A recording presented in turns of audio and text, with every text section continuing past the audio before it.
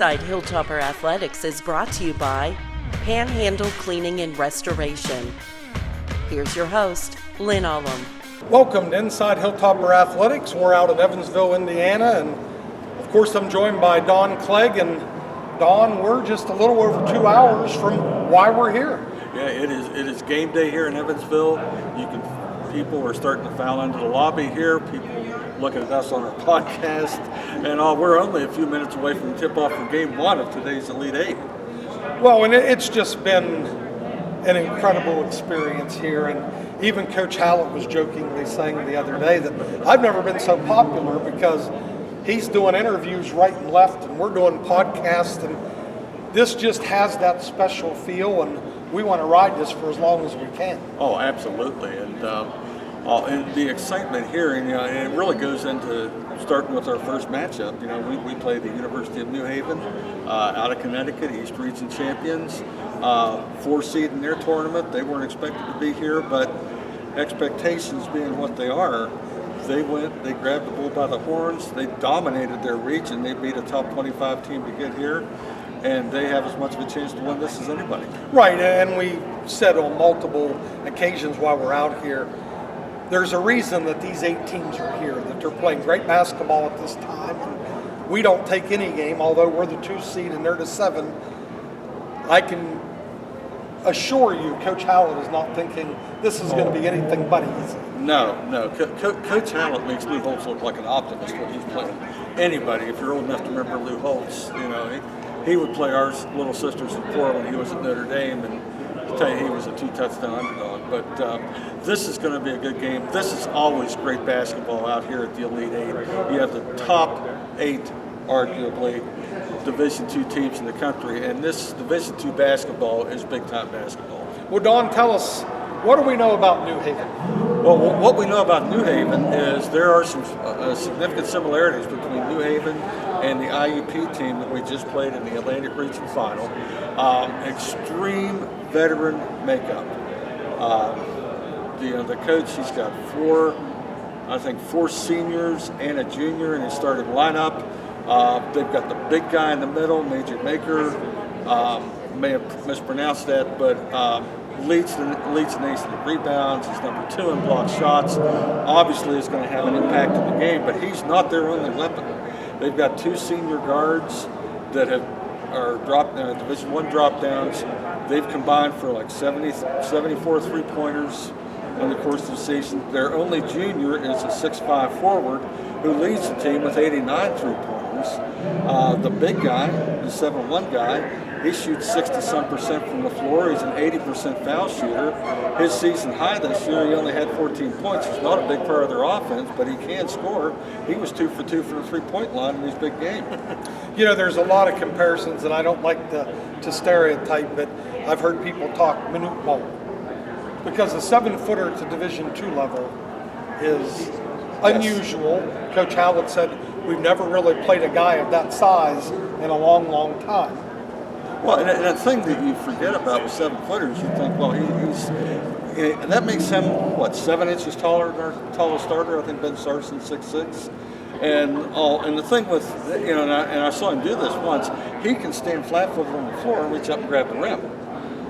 But he's more athletic than you would expect. He runs the floor well. Coach Hallett likes his athleticism. And it's not just the shots he blocks, it's the shot he changes at the rim. That's going to be the big challenge for us when we're running our curls and cuts. Can we finish at the basket? Right, and talking to Coach Hallett, I think one of the keys in the game is you can't have a mentality that, this guy's 7 foot, we can't go in the paint. Because then you're just limiting yourself offensively. It is being smart enough to know when you have a tactical advantage. You get the angle where maybe you can use the rim for protection. You can lower that shoulder, create a little bit of space. But if you think you're just going to get it and turn and shoot right over top of this guy, that's probably not going to happen. No, that's not a recipe for success. Now, one thing that we may see West Liberty try to attack, because they are such a veteran crew, they don't substitute a lot. He really shortens his rotation in the postseason. They also lost a key starter in their conference tournament championship game, so they're running maybe 6-7 man rotation. But one thing that they're very good at they don't foul. They don't foul at all. They're number one in the nation in fewest number of fouls. And they're a very slow-tempo team. They're patient on offense.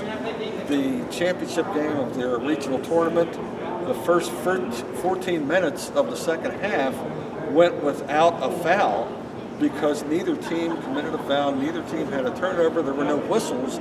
It was just 14 minutes of continuous basketball. It was slow paced, but it was continuous. So really interesting contrast in styles. Well, one of the reasons that they don't foul is they do play some zone. Yes. And when you have a 7-footer in the middle of a 2-3 zone, you're funneling people into the paint, trying to get teams to shoot contested shots over top of this guy. And when you play 2-3 zone, you're not going to foul as much as teams that play man-to-man or the West Liberties of the world who are trapping for 94 foot. So let's get a reoccurring theme, something that you and I have talked about on a number of these podcasts.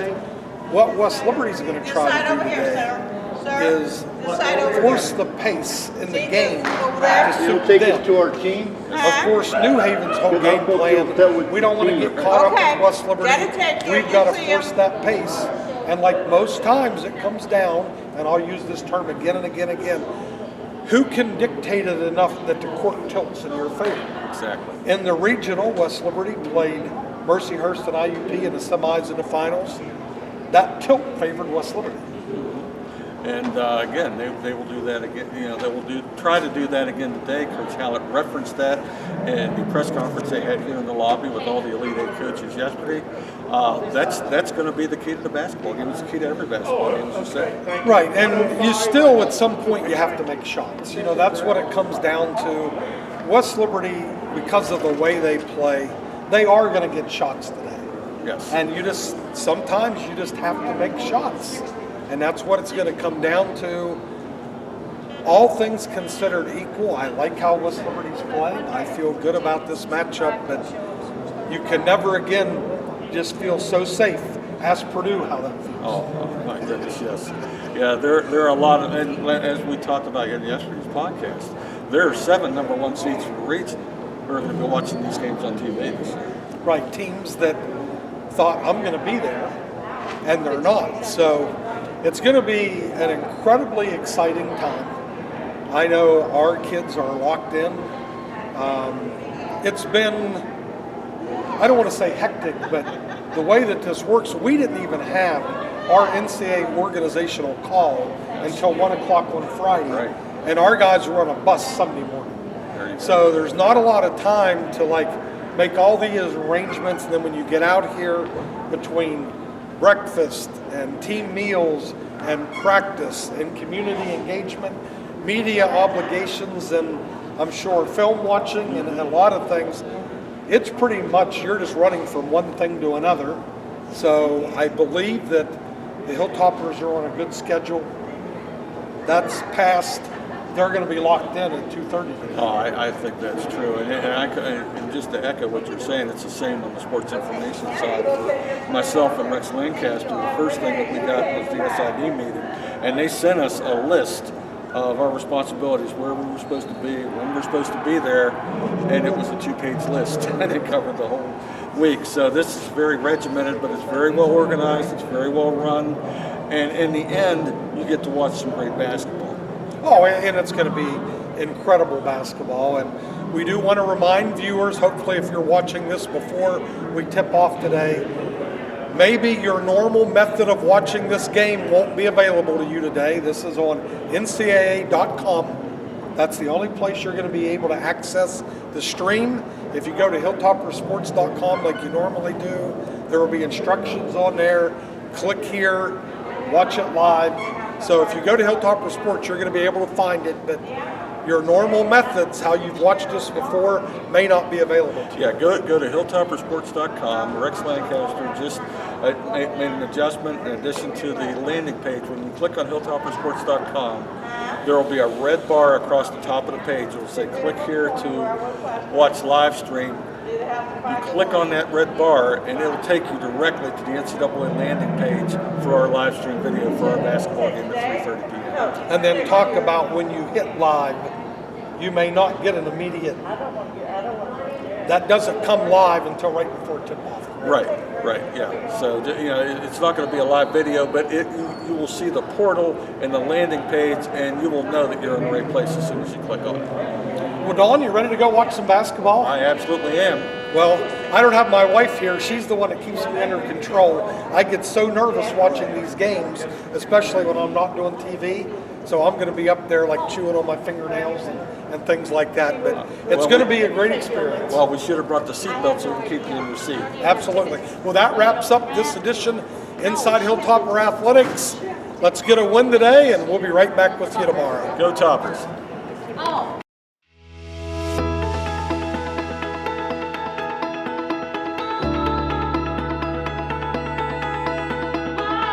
I grew up in Steubenville, Ohio, was born and raised there until 1975.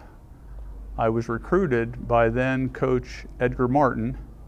He was the athletic director, and a very good friend of mine was at West Liberty, Dave Caffaro, and was here a couple of years before that.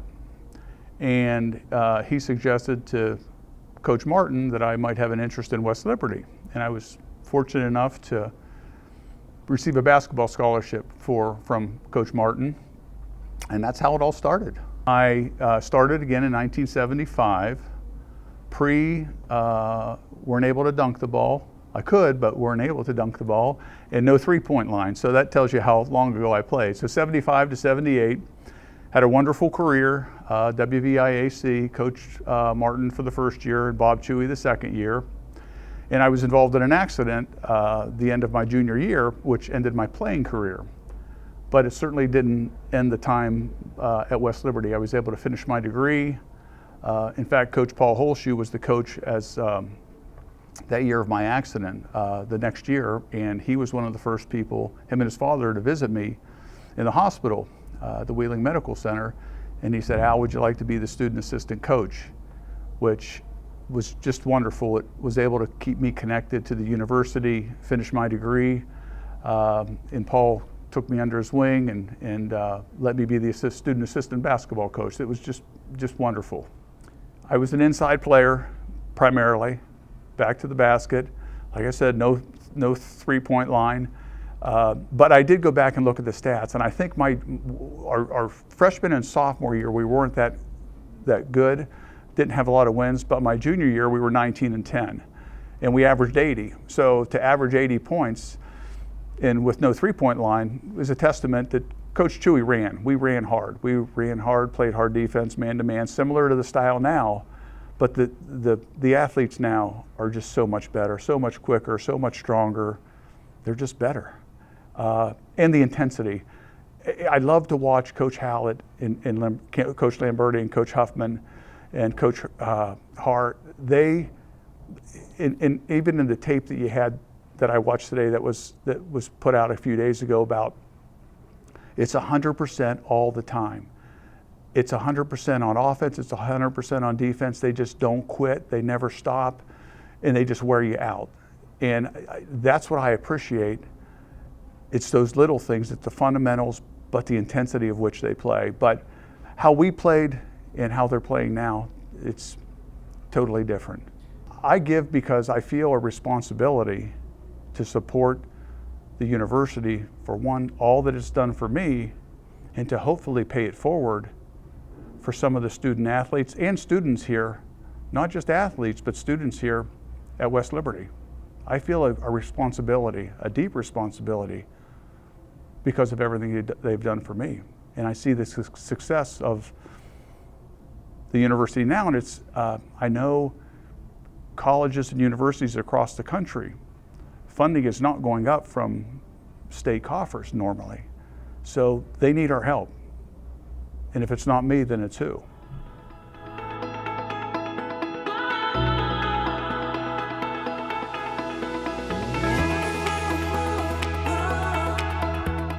The Panhandle Difference. Westbanco appreciates our more than 15-year relationship with Panhandle Cleaning and Restoration. They're a one-stop shop that handles all of our work, whether it's quick projects or whether it's a project that might involve multiple locations, multiple branch locations. We appreciate the relationship. Doesn't matter what we throw at them or how complex it is. They get it done quickly and they do a great job.